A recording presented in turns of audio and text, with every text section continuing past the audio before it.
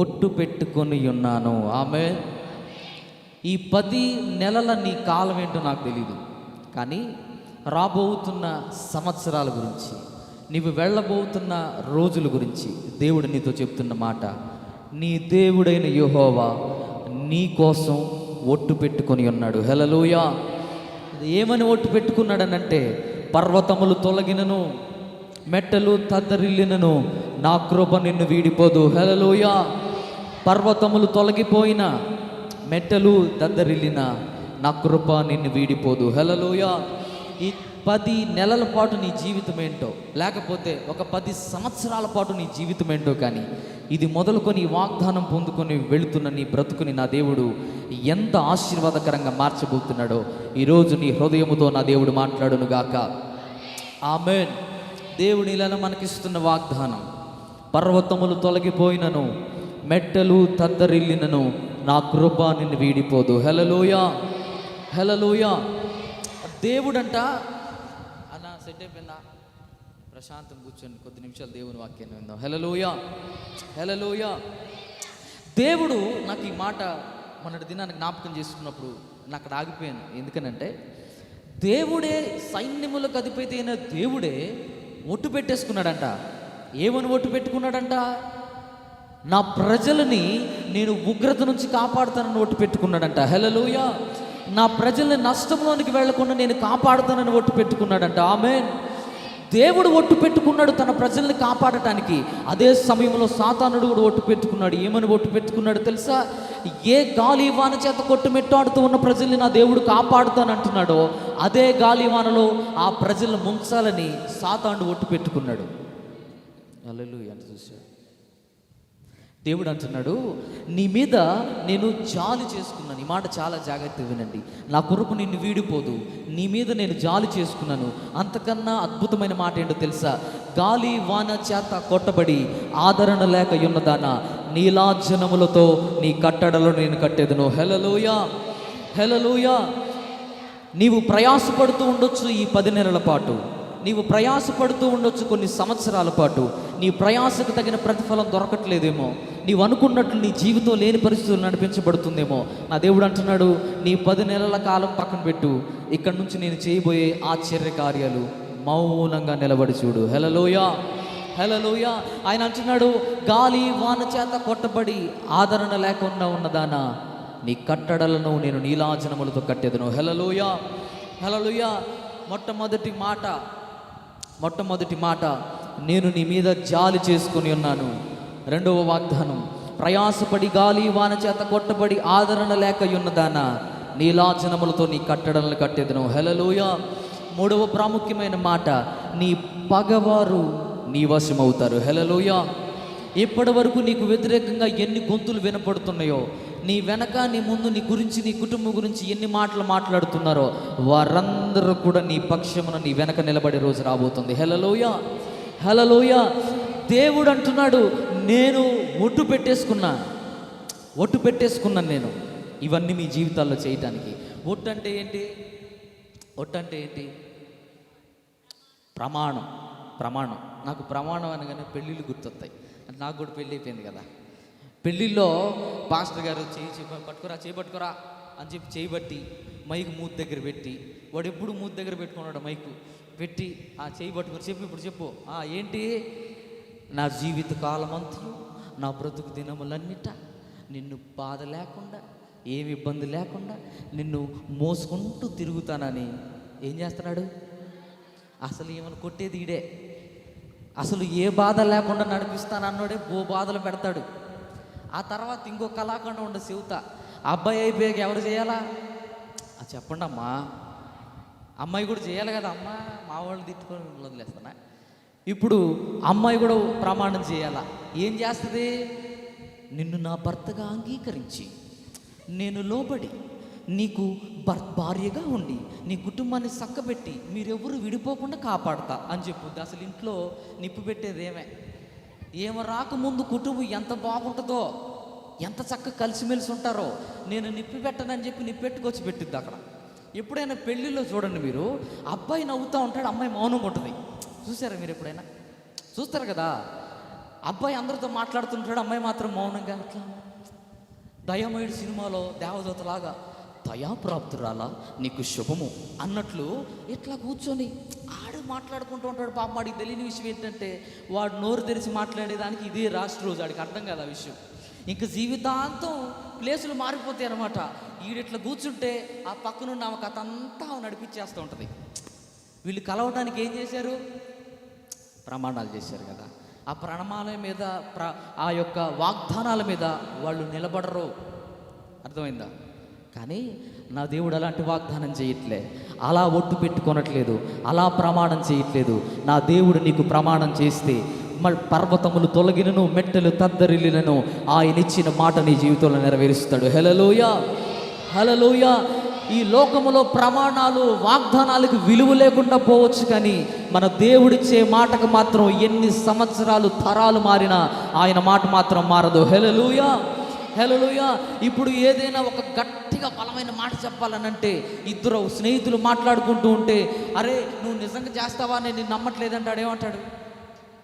నేను ఏదో చేస్తున్నా బాబాయ్, నువ్వు వెళ్ళు, మా ఆవిడ్ని కప్పు గుచ్చి గ్లాసు తీసుకొని బారు షాపులో నీ వెనక కూర్చోబోతే నన్ను అడుగు అంటాడు. వీడు ప్రమాణం చేసి పంపిస్తాడు. నువ్వు వెళ్ళరా, మా ఆవిడ ఒప్పుకోదు, పో, నువ్వు వెళ్ళాక నీ వెనక వస్తున్నాను అన్నట్టు తెలిసిపోద్ది, వీళ్ళు తాగడానికి పోతున్నారని చెప్పి అంటదని, అందుకని నువ్వు వెళ్ళిరా అంటాడు. ప్రేమికులు కూడా చాలా ప్రమాణాలు చేసుకుంటారు. చాలా ఫోనుల్లో ఈ మధ్య ఫోన్లు వచ్చినాయి కదా, అదొక దురాత్మ అంటాను నేను. ఏంటది? ఫోన్లు. ఈడేడే ఉంటాడు, ఆడే ఉంటుంది. రాత్రుల పూట అమ్మ పక్కన చక్కగా పండుకుంటుంది, దుప్పటేసుకుంటుంది మీద, కానీ దుప్పటేస్తుంది కానీ లోపల ఇంకో లైట్ వెలుగుద్ది. బయట లైట్ ఆపిద్ది కానీ దుప్పట్లు ఇంకో లైట్ వెలుగుద్ది. ఈ లైట్ ఆ లైట్ ఆర్పడానికి పాపం అది ఆడికి తెలియక, బేబీ చెప్పు, బేబీ రాత్రి ఎన్నింటికమ్మా? మేము ఇంతకుముందు హైదరాబాద్లో చదువుకునేటప్పుడు మేము రూమ్లో ఉండేవాళ్ళం. నాతో పాటు ఒక 10 మందిని కలిపి ఒక పెద్ద అపార్ట్మెంట్ తీసుకొని ఉండేవాళ్ళం. అందులో ఒక్కొక్క మూలకి వెళ్ళేవాళ్ళు. మేము పడుకోవడానికి ఇలా వరుసగా వేసుకుంటే, బాబా నేను ఇక్కడ పడుకొని ఆ మూల పడుకుంటా అంటాడు ఒకడు. ఇక్కడ పడుకుని నేను అక్కడ ఉంటా అంటాడు, నేను ఆ రూమ్లో ఉంటా అంటాడు. ఏంది రానంటే రాత్రిపూట ఎలకలు వచ్చినట్టు ఒకటే మ్యూజిక్, కుస్ కుస్ కుస్ కుస్ అని. నాకు అర్థం కాదు, ఇది ఏంట్రా బాబు, ఈ కుస్ శబ్దాలు ఏంటి రానంటే వీళ్ళు మాట్లాడుకుంటా, అసలు ఇది ఏం మాట్లాడుతున్నాడు ఎందామని చెప్పి వెళ్తే, బేబీ చెప్పు, రేపొద్దున కలుద్దాంలే, నీకు అసలు మీ ఇంటికి వచ్చి నేను మాట్లాడతాగా అంటాడు. అంతే. వీడు ఫోన్ పెట్టేసి ఇంకో అమ్మాయికి లైన్ కలుపుతాడు. ఆ పిల్లకి తెలియదు పాపం ఆ విషయం. ఆ అమ్మాయి నెంబర్ దొరికితే నేను చెబుదాం అనుకుంటా. అట్లాంటి ప్రమాణాలు కాదు, అలాంటి ప్రేమ కాదు మన దేవునిది. మన దేవుడు నువ్వు విడిచిపెట్టినా నిన్ను విడిచిపెట్టేవాడు కాదు. హల్లెలూయా, హల్లెలూయా. తన ప్రజలతో చెప్తున్నాడు, ఇశ్రాయేలు ప్రజలారా నేను మీ మీద జాలు చేసుకుంటున్నాను. ఇశ్రాయేలు ప్రజలారా పర్వతాలు తొలగినా మెట్టలు దద్దరిల్లినా సరే నా కృప నిన్ను మీడిపోదు అని అంటున్నాడు. ఇంకొక అద్భుతమైన మాట, గాలి వాన చేత కొట్టబడి ప్రయాసపడుతున్న మీకు లాభం లేదు కదా, మీకు ఆదరించేవాడు లేని స్థితిలో ఉన్నారు కదా, నేను చెబుతున్నాను మిమ్మల్ని ఆదరిస్తానని. హల్లెలూయా. ఇప్పటి వరకు నేను చూసిన ప్రతి ఒక్కరు నీ వెనక నీ ముందు అనేకమైన మాటలు మాట్లాడుకుంటున్నారు కదా, వారందరూ రేపొద్దున నీ వెనక నిలబడి నీవు కదులంటే కదలాలి, ఆగు అంటే ఆగేటట్లు నీ సామ్రాజ్యాన్ని నేను హెచ్చించబోతున్నానని చెప్తున్నాడు ఆయన. హల్లెలూయా.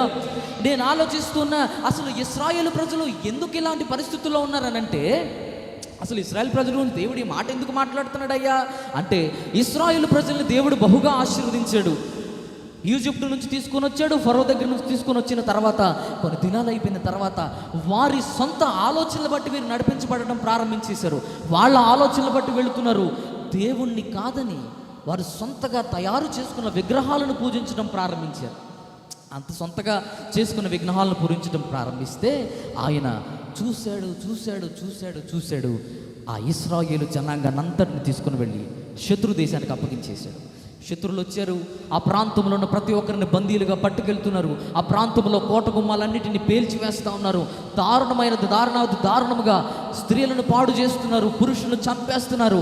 అలాంటి ఒక భయంకరమైన స్థితిలో ఇశ్రాయేలు సమాజం ఉందంట. అలాంటి భయంకరమైన పరిస్థితుల్లో ఇశ్రాయేలు సమాజం ఉంటే వీళ్ళు కష్టపడుతున్నారు, శత్రువు సుఖపడుతున్నారు. వీరు కష్టపడుతున్నారు, వీరు కన్నీరు గారుస్తున్నారు, కానీ ఏ ఆదరణ ఇశ్రాయేలు ప్రజలకు లేదు. ఇశ్రాయేలు ప్రజలు చూసిన ప్రతి ఒక్కడు అనుకుంటున్నాడు, వారు వెనక మాట్లాడుతున్నాడు, అరే మా దేవుడు గొప్పోడని చెప్పారు వీళ్ళు ఒకరోజు. మా దేవుడు ఇలాంటోడు అలాంటోడు అని చెప్పారు కదా. ఈరోజు ఏంటి, వీళ్ళ దేవుడు వీళ్ళు విడిచిపెట్టేశారా, వీళ్ళు ఏం పాపం చేశారో, వీళ్ళు ఇలా ఉన్నారు అలా ఉన్నారని వారి వెనక ముందు అనేకమైన మాటలు మాట్లాడుకుంటూ ఉన్నారు. ఇశ్రాయేలు ప్రజలు వెళుతూ ఉంటే ఆ ప్రాంతంలో ఒక ఇద్దరు వ్యక్తులు కూర్చొని మాట్లాడుతుంటే భయం వేసేది, అమ్మో వీళ్ళు మన గురించే మాట్లాడుకుంటున్నారేమో. అలాంటి భయంకరమైన పరిస్థితుల్లో ఇశ్రాయేలు జనాంగం ఉంటే, ఇశ్రాయేలు జనాంగంలో కొంతమందికి ఒక భయంకరమైన ఆశీర్వాదకరమైన ఆలోచన వచ్చిందంట. ఆ ఆలోచన ఏంటో తెలుసా? ఇదిగో మనం చేసిన పాపాల గురించి, మనం వెళ్ళిన తప్పుడు నిర్ణయాల గురించి, మనం వెళుతున్న తప్పుడు మార్గాల గురించి మన యెహోవా దేవుని ఎదుట విజ్ఞాపన చేద్దామని. హల్లెలూయా. వారికి ఆలోచన వచ్చిందంట, మనము నాశనం అయిపోవడానికి కారణం మన పాపాలే కదా, మనం వెళదాం మన దేవుని దగ్గర విజ్ఞాపన చేద్దాం అని చెప్పి వారిలో కొంతమంది వచ్చి 53వ అధ్యాయము చివరి వచనములో రాయబడి ఉంటుంది, అనేకులు పాపములను భరించుచు తిరుగుబాటు చేసిన వారిని గూర్చి విజ్ఞాపన చేసెను. హల్లెలూయా. ఇలాంటి పరిస్థితులు చూసి వారు దేవుని దగ్గరికి వచ్చి విజ్ఞాపన చేస్తే ఆయన అంటున్నాడు, మీ విజ్ఞాపన నేను ఉన్నా, మీ మీద జాలి చేసుకొని మీ మీద నేను ఒట్టు పెట్టుకొని ఉన్నాను అంటున్నాడు. హల్లెలూయా. ఈరోజు నీ కుటుంబంలో ఈ 9-10 నెలలుగా ఎలాంటి పరిస్థితులు గుండా వెళ్ళేవో నాకు తెలియదు. ఈ 10 నెలల్లో 10 నెలల వాగ్దానాలు పొందుకున్నావేమో, ఏ ఒక్క వాగ్దానం కూడా నీ కుటుంబంలో నెరవేర్చబడలేదేమో. నా దేవుడు అంటున్న మాట ఏంటో తెలుసా?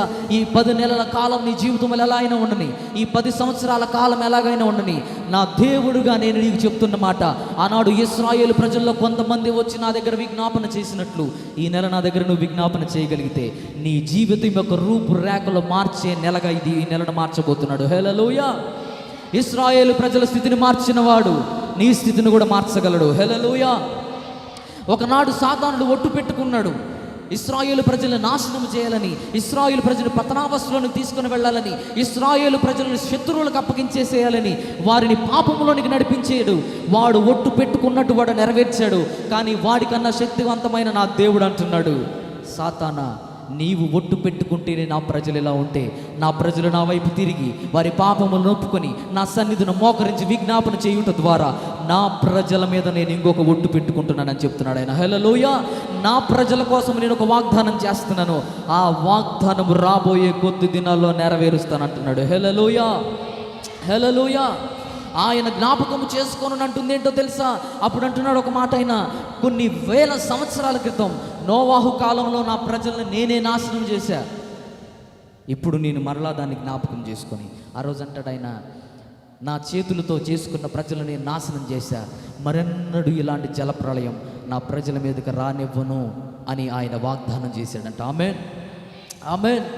ఇశ్రాయేలు ప్రజలు అలాంటి భయంకరమైన అనుభవాలు గుండా వెళుతున్నారు. ఒక పక్క అలాంటి దారుణమైన స్థితిలో గుండా వెళుతున్నారు. వారి జీవితాలలో వేదన కలిగించే పరిస్థితులుగా వెళుతున్నప్పుడు దేవుని దగ్గర విజ్ఞాపన చేస్తే దేవుడు ఎలా మార్చాడు, దేవుడు వారి జీవితాలను ఎలా మార్చాడు. ఈరోజు 10 నెలలుగా నీ జీవితంలో ఎదురవుతున్న పరిస్థితుల గురించి, ఇబ్బందుల గురించి ఈ ప్రాంతంలో కూర్చునుండగా ఈ 10వ నెలలో నా దేవుడు నీ జీవితాన్ని ఎలా మార్చబోతున్నాడో నీ హృదయముతో మాట్లాడబోతున్నాడు ఆయన. హల్లెలూయా. ఇశ్రాయేలు పరిశుద్ధ దేవుడు నీ కుటుంబముతో మాట్లాడునుగాక. ఆమేన్. ఇశ్రాయేలు ప్రజలు గాలి వాన చేత కొట్టబడి ఆదరణ లేకున్నారంట. ఒక వ్యక్తి యొక్క జీవితాన్ని జ్ఞాపకం చేసి ఈరోజు ముగించేస్తా. ఒక వ్యక్తి ఉన్నాడంట, ఆ వ్యక్తి యొక్క పరిస్థితి ఎలా ఉంది అనంటే ఎంతో భయంకరమైన పరిస్థితులు గుండా వెళుతున్నాడు ఆయన. ఒక పెద్ద స్కాలర్ చెప్తాడు, సాహా అనే ఒక గొప్ప స్కాలర్ కుటుంబాల్లో పరిస్థితులన్నీ ఆయన అధ్యయనం చేసి చివరికి ఒక మాట చెప్తాడు. ఏంటనంటే, ఇదిగో ఈ భారతదేశంలో కానీ ప్రపంచంలో కానీ 99% కుటుంబాలంట వారు ప్రయాసపడుతున్నారు, కానీ ఆ ప్రయాసకు తగిన జీవితం వారి కుటుంబాల్లో లేదంట. వారి కుటుంబాల్లో ప్రయాసపడుతున్నారు కానీ, వారి కుటుంబాల్లో కష్టపడుతున్నారు కానీ ఆ కష్టానికి తగిన ప్రతిఫలం ఆ కుటుంబాలు అనుభవించట్లేదంట, కానీ వేరెవరో అనుభవిస్తున్నారని అంట. 99% కుటుంబాల పరిస్థితులు ఇలాగే ఉన్నాయంట. ఒకనాడు ఇశ్రాయేలు ప్రజల పరిస్థితి కూడా అలాగే ఉంది, ఇంకొక వ్యక్తి పరిస్థితి కూడా అలాగే ఉంది. ఆ వ్యక్తి ఎవరంటే, కొన్ని దినాల క్రితము జరుగుతూ ఉండగా గిలాదు అనే ఒక ప్రాంతంలో గిలాదు అనే ఒక వ్యక్తి ఉన్నాడంట. ఎవరైనా ఎక్కడ? గిలాదు అనే ప్రాంతంలో గిలాదు అనే ఒక వ్యక్తి ఉన్నాడనంట. ఈ వ్యక్తి యొక్క జీవితాన్ని దేవుడు నాకు జ్ఞాపకం చేస్తున్నప్పుడు నాకు కన్నీ రాగల. ఆ వ్యక్తి పరిస్థితి ఏమైందో తెలుసా? అతను మంచిగా వివాహం చేసుకున్నాడు, ఆ ప్రాంతంలో అలా వెళుతూ ఉన్నాడు. అలా వెళుతున్నప్పుడు ఒక వేశ్యాగృహం కనిపించిందంట అతనికి. వేశ్యాగృహం కనపడగానే ఆ వేశ్య దగ్గరికి వెళ్ళాడంట. ఆ వేశ్యతో పాపం చేశాడంట. ఆ వేశ్యతో పాపం చేసి మరలా తన ఇంటికి వెళ్ళిపోయాడంట. తన ఇంటికి వచ్చిన తర్వాత తనకు ఒక భయంకరమైన విషయం తెలిసింది. ఏంటంటే తను ఏ వేశ్యతో అయితే పాపం చేశాడో ఆ వేశ్య గర్భవతి అయిందంట. ఆ వేశ్య గర్భవతి అయితే ఆ వేశ్యను తీసుకొచ్చుకొని తన ఇంటికి దగ్గరలో పెట్టుకున్నాడు. ఆయన ఇంటికి దగ్గరలో పెట్టుకొని చూసుకుంటూ ఉన్నాడు. అందరూ అవమానపరుస్తూ ఉన్నాడు. అరే, ఒక వేశ్యను తెచ్చుకున్నావేంటి, అసలు ఆ వేశ్యతో పాపం చేయటమే తప్పంటే మళ్ళీ ఇక్కడ తెచ్చిపెట్టుకునేవేంటి నువ్వు అని అనేక మంది దారుణంగా అభంశుభం తెలియని ఆమెని అన్యాయంగా మాట్లాడుతున్నారనంట. కొన్ని దినాలు గడిచింది, కొన్ని నెలలు గడిచిపోయింది.